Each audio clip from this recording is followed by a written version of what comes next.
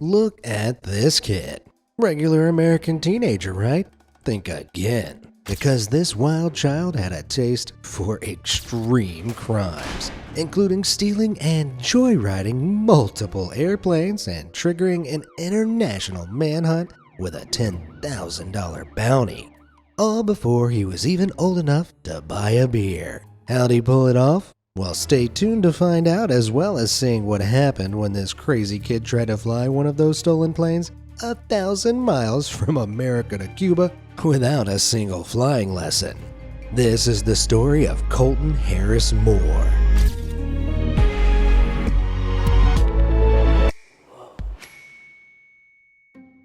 Even before he became entangled with the law, Colton Harris Moore wasn't exactly your average kid. Born on March 22, 1991, to parents Pamela and Gordon, Colton grew up on Camano Island in the Puget Sound off the coast of Washington.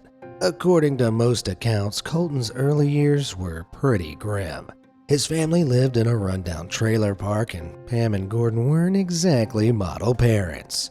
Colt was just a toddler when his father abandoned the family, and his home life became even more turbulent with his mother's drinking problems. He was only 4 when neighbors began calling Child Protective Services, who responded to multiple disturbing reports about Colton's welfare. Despite his difficult start in life, Colt had big dreams, mainly to become an airline pilot, a detail worth remembering for later in our tale. By age 7, Colton had taken to running away from home on a regular basis, often camping out in nearby forests for days on end. It was these escapes from his troubled home life that prompted the beginnings of his criminal career. With no money to keep his survival supplies topped up, Colton took to stealing whatever he needed from local houses. At first, Colton's light-fingered mischief was relatively small scale. He would slip into homes simply to take a bath or maybe swipe a tub of mint chocolate chip ice cream from the freezer. But it didn't take long for young Colt to get a little more brazen with his break-ins. Allegedly, one incident saw him use a homeowner's computer and credit card information to mail order himself some bear spray and a pair of $6,500 night vision goggles. As you can probably tell, Colton's thievery quickly escalated from an act of necessity to impulse. He was suspended from school multiple times for theft as well as vandalism, and while outside the classroom he continued his spree of burglaries, and nowhere and no one was off limits. One time Colton broke into a police patrol car, stealing a laptop, rifle, and ammo. Another time he hit a local fire station where he pilfered an infrared camera, which officials believed he intended to use to heat scan homes he wanted to burgle to check if anyone was home before breaking in. What was more, Colton appeared to have taken to doing his burglaries in bare feet, presumably being a quieter approach than wearing shoes. It was a move that gained him the moniker, the Barefoot Bandit. Overall, it's thought that Colton racked up over 50 burglaries around Camano in his preteen and teenage years. The thing was, he'd gotten so good at it that catching him was becoming quite the ordeal for police. But this was just the beginning. Despite being pretty much just a kid, Colt quickly mastered the art of playing a barefoot game of hide-and-seek with Camano Island's police force, using the force he knew so well to evade capture for his crimes. A sizable amount of Camano Island is made up of thick forest, and from the road you can't even see past the first line of trees. Tracking anyone in these dense woodlands is near impossible, particularly when that someone is armed with years of experience roughing it in the wild. Colton had become a sort of teenage Houdini, never staying in one spot too long, leaving only abandoned campsites for police to find, but no clear tracks to where he'd gone. He'd even visit his mother's trailer every now and again for some of her special homemade hash browns for breakfast before hot-footing it away again without saying where he was going, which frustrated police to no end when they found out. But despite his nomadic talents, Colt's days of woodland wandering were occasionally cut short. One of Colton's most notable captures came about when detectives noticed his abandoned campsites were often littered with dozens of empty pizza boxes. The next time Colton phoned in an order to his mother's trailer, deputies attached a pizza delivery dome to the roof of an unmarked patrol car and delivered him quite the surprise. Busted! Between the ages of 12 and 15, Colton had spent more time in juvie than most kids spend in McDonald's, racking up 4 stints overall as well as countless hours of community service.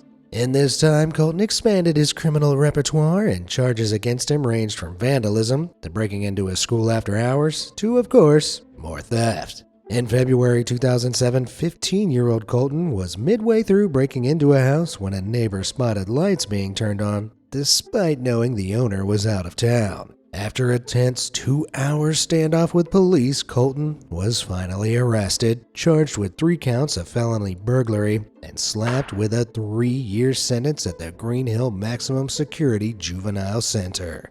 2 years into his sentence, Colton, now 17, had surprisingly become quite the model inmate, and as reward for his good behavior, he was transferred to a minimum security facility to serve the rest of his time. Big mistake. Because our barefoot bandit spotted an opportunity almost immediately. On the evening of April 29, 2008, when guards at the fenceless facility were conducting the usual nighttime bed checks, Colton was nowhere to be found. He had escaped. It's reported that Colton pulled off his getaway by squeezing out of a second-story window of the facility.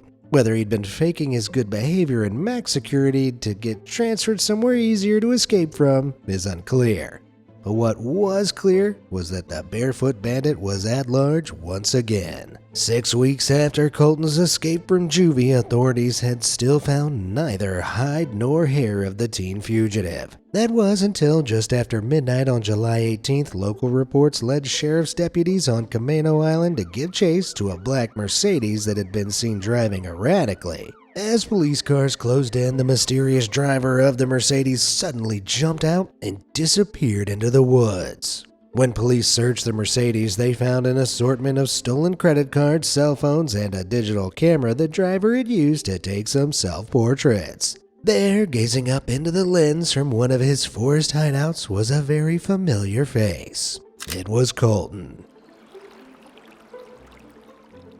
Only Colton knows his exact movements for the next few months, but when police on Orcas Island, a couple hours drive northwest of Colton's Camano home turf, began receiving an onslaught of burglary reports, there was a strong sense of déjà vu. Reports of how Colt made it to Orcas Island vary, but most believe it was by means of a stolen boat. Either way, he was making his presence on the island abundantly clear. It's reported that at some point Colt ventured into the mountains of Orcas Island and set up camp close to his next target, the island's one small airport. It was here he set his biggest plan into motion and began channeling all his energy into making a childhood dream of his a reality. In the months that followed, Colton would cycle 10 miles a day on a presumably stolen bicycle from his mountain campsite to the fences of Orcas Island Airport.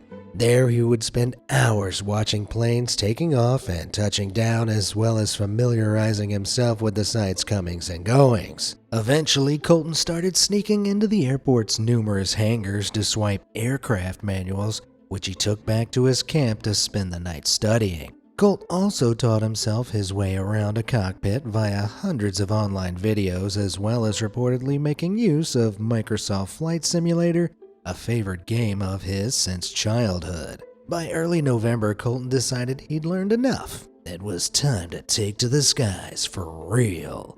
On the morning of November 11, 2008, driven by a feeling he later described as a pull he couldn't resist, Colton made his way through the airport's fence into one of the airport's locked hangars and slipped inside a single-engine Cessna airplane. Armed with nothing but the sheer determination to recall everything he'd ever read about flying, the barefoot bandit rolled out onto the runway.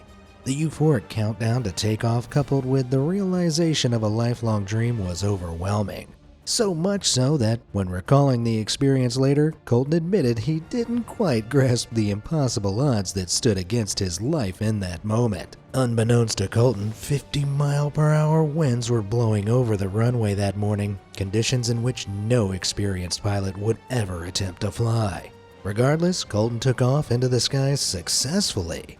Astoundingly, it was later revealed that this wasn't only the first time Colt had piloted a plane, it was the first time he'd ever set foot in one, period.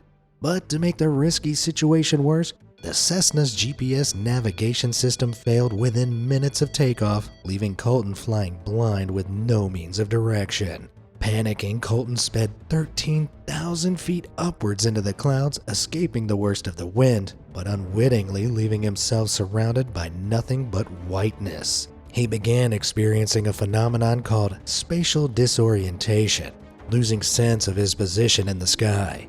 Suddenly, the jet engine stalled midair, sending the Cessna spinning towards the ground as Colt's short life flashed before his eyes. In what can only be described as a fight and flight response, Colt's instincts took over, and he was somehow able to pull the aircraft into recovery and climb into the air once again. Eventually, the plane began running low on fuel, forcing Colton to attempt a landing. He shakily descended, selecting a flat patch of fields, lining himself up, and flew lower, lower, lower, until...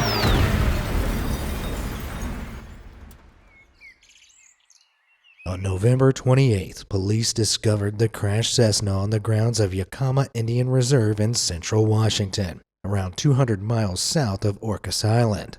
The plane itself was visibly damaged with its landing gear destroyed, but there was no sign of its daredevil pilot, aside from a telltale puddle of vomit inside the cockpit. The barefoot bandit had gotten away. Again. CBS reported that after abandoning the plane wreck, Colton hopped on a freight train and traveled over 500 miles to Reno, Nevada. After that, he disappeared from the cops' radar for months, with the leading theory being that the underage fugitive lied about his age to get a job at a casino. After his stint in Nevada, Colton stole a series of cars to stay on the move, traveling between Reno, Sacramento, and eastern Washington. But make no mistake, just because Colton was out of sight, the authorities were still very much plotting to bring him to justice. In March 2009, Colton was charged in absentia at the Island County Juvenile Court with 10 counts of assorted thefts and burglaries from his 2008 crime spree around Caimano and Orcas Islands. Throughout the summer of 2009, Colton resumed his old habit of island hopping between Caimano and Orcas, breaking and entering and burglarizing as he went. On September 11th, Colton stole a Cirrus SR-22 plane from the San Juan Island Airport and flew back to Orcas Island for the final time, landing on the airport runway. From there, he stole a boat and sailed to Point Roberts on the border of Canada, beginning the Canadian leg of his bizarre misadventure. After over a year spent on the run, it's safe to say that Colton's lonely existence was starting to take its toll. But little did he realize that some unexpected accomplices were just around the corner. While driving around the outskirts of Abbotsford in British Columbia, Canada, local musician James Donnelly had just pulled over after his van started making some strange noises. While popping the hood, James noticed the tall figure of a young man emerging from some nearby trees. Dressed in a black hoodie and cargo pants thick with mud, the mysterious kid said his name was Sean and asked James if he could hitchhike a ride east. On the drive, James noticed the boy seemed a little skittish, ducking down when passing police cars and keeping very quiet. But when he started talking about how easy it is to hop the US-Canadian border, James quickly realized he didn't have the average teenager on his hands. What he didn't realize was this teenager was Colton Harris Moore. James took Colt to meet his bandmates, and they spent the evening jamming around a campfire. It was around 2 weeks after Colton left that James and his buddies found out who he was, when they saw a headline that a SWAT team was now on their mysterious hitchhiker's trail. After his stint with the musicians, Colton got to traveling again, leaving a trail of burglaries across British Columbia, eventually coming to a stop in northern Idaho. On September 29th, Colton broke into an airplane hangar in Bonners Ferry, Idaho, and made off with yet another Cessna. Colton later revealed that Caimano Island had been his intended destination, but the plane ran out of fuel around 250 miles into his flight, resulting in a crash landing near Granite Falls, Washington. During their investigation of the scene, police discovered Colton's DNA inside the crashed aircraft, as well as a set of bare footprints. As police began hunting for the perp in a nearby forest, they were forced to back off when they heard a gunshot nearby, fired in warning. This was the moment that Colton Harris Moore's antics went beyond a rebellious kid playing games with the law. As far as police were concerned, he was now an armed and dangerous 18-year-old adult who could do some real damage if they didn't catch him soon.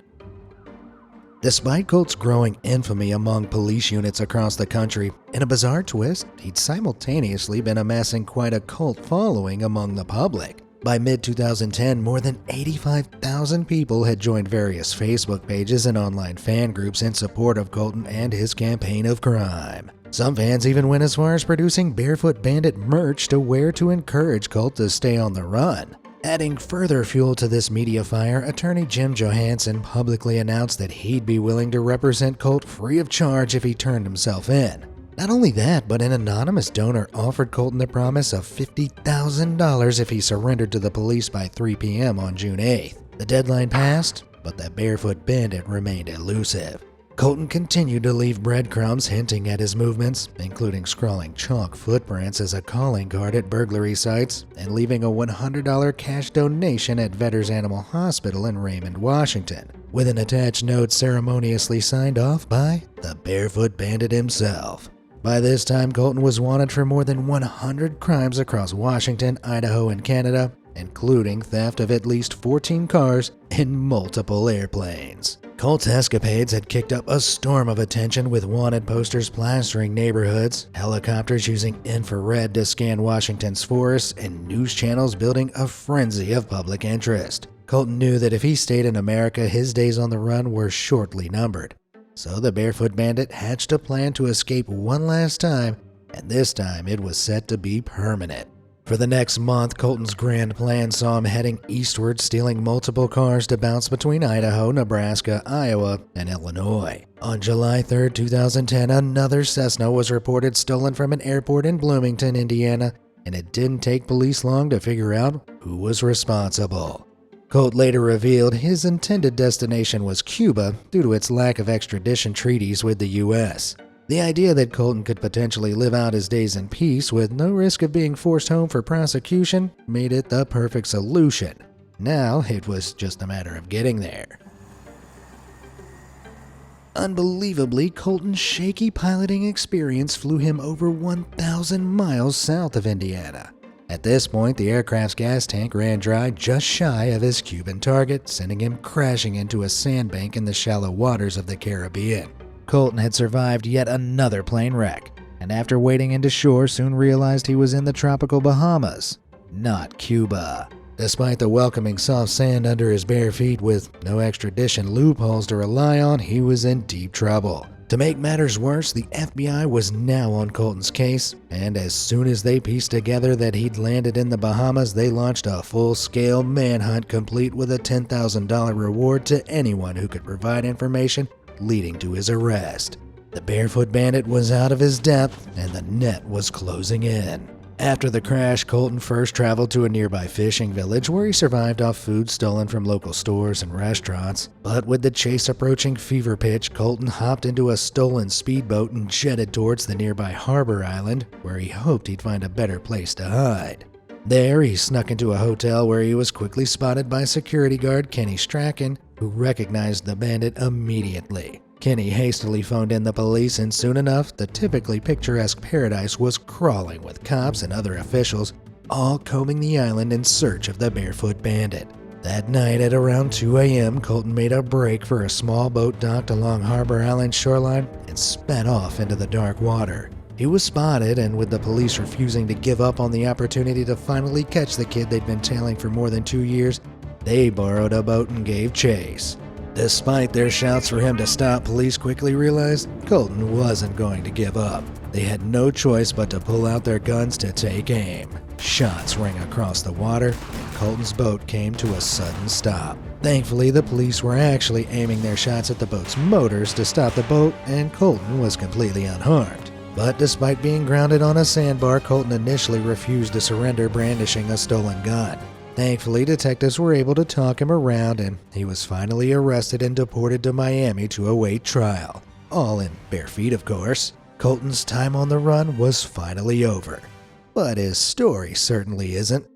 At the time of his arrest, the 19-year-old Colton was wanted by the FBI, U.S. Marshals, Homeland Security, dozens of police departments across America, Canadian police, and the government of the Bahamas. Once back in the States, Colton was transferred from Miami to the Federal Detention Center in SeaTac, Washington, while police attempted to piece together precisely how many crimes Colton was responsible for.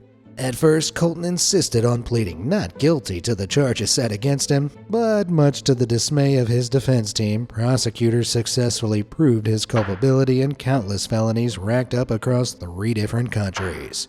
By the time they were through, Colton was staring down the barrel of potentially decades in prison for his crimes and realized he was going to have to compromise.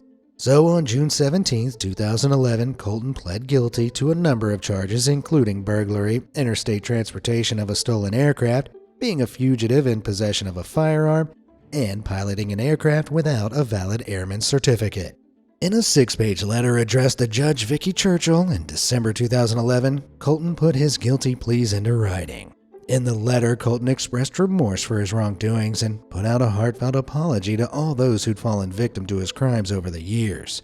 He also spoke of his difficult childhood, describing it as one he wouldn't wish on his darkest enemies. However, Colton also did everything he could to speak well of his mother despite his terrible childhood, stating that she was never to blame and that he made his own choices. On January 27, 2012, Colton was officially sentenced, with prosecutors pushing for 9 years and 8 months in prison as punishment for his multiple crime sprees. However, after reading Colton's letter detailing his unbelievable early years, Judge Churchill took pity, stating that while a bad upbringing doesn't excuse criminal behavior, she recognized that in this case, it had definitely affected Colton. In the end, the judge ruled that Colton would serve a maximum of 6.5 years behind bars. In addition to time served, Judge Churchill also ruled that Colton was to pay restitution for the planes, cars, homes, and search operation costs to apprehend him, which amounted to a staggering $1.4 million.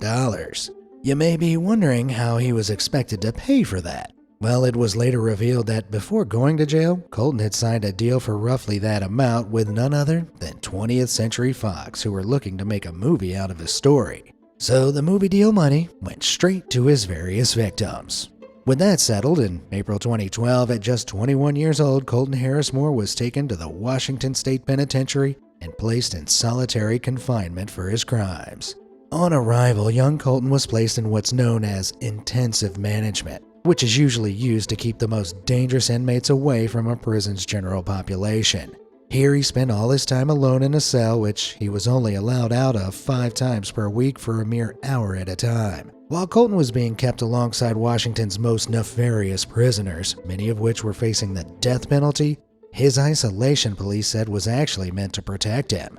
Given the media attention his case had attracted, Colton was considered a high-profile convict who might find himself a target if mixed in among other inmates. Despite these well-meaning intentions, Colton's treatment caused outrage among his fans, the media, and his legal counsel, who stated that, as a non-violent offender, it was absurd that he should be kept in identical conditions to those of the worst killers.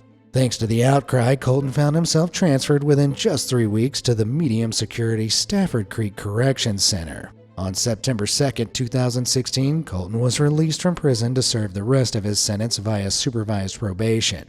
He moved into a halfway house in Seattle and started a clerical job with none other than the lawyer who defended him in court, John Henry Brown. But even after everything he'd been through, the Barefoot Bandit wasn't about to settle for a normal life. He still had grand plans for himself.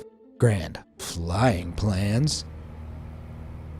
In December 2016, a few months after Colton's release, fans were elated to see an update from the Barefoot Bandit through a GoFundMe page. On the page, Colton had set out a mission to raise $125,000 to help him pay to put himself through flight school to become a fully fledged and legal airplane pilot. Almost immediately, fans began flooding the page with donations and messages of support. But in a tragic twist, the page suddenly disappeared. A few days later, Colton revealed that once the feds found out about the page, he was promptly forced to shut it down. Despite having paid off the vast majority of the $1.4 million owed to victims with the money from his movie deal, he still had around $129,000 outstanding, meaning that flight school was still off the cards, until he'd settled his crime tab. But even with that blow, the Barefoot Bandit persevered. In 2017, Colton took part in an interview on Seattle's KTTH 770 Talk Radio. In the interview, Colton reflected on his life, expressing regret for his actions, consequences for others, as well as limiting his own prospects. Looking forward, he recalled how his lifelong interest in airplanes continued to be his main motivator. Discussing how flying made him feel, he said this: "It's this uncontrollable obsession. It's something that you have dreamt about and waited for your entire life. And out of all the possibilities of that moment, no matter what scenario or situation you could find yourself in, that one moment, you were exactly where you were supposed to be. And I wonder if I'll ever feel that again." For Colton, it seems his wild choices may have been a way of gaining a sense of control over what was a very chaotic life. When asked about his future, Colton said, "I think it's going to be difficult to have a normal life, I really do. In fact, I don't think I'm ever going to have a normal life." As of 2024, it's unclear exactly what Colton is up to these days. Aside from occasional, very rare interviews, his social media pages and blog have all been inactive for years now. Not super surprising. Safe to say he's had enough of the spotlight to last several lifetimes. Whether he'll ever get his legal pilot training remains to be seen, considering the legal and social consequences of his chaotic adventure on the lam will always loom over him. But boy, oh boy, what a ride it was. Colton Harris Moore, a young man famous for disappearing, we'll see you when you reappear. Good luck. What do you make of Colton's epic tale of crime and punishment? How long do you think you could make it on the run? Let me know in the comments down below, and as always, thanks for watching.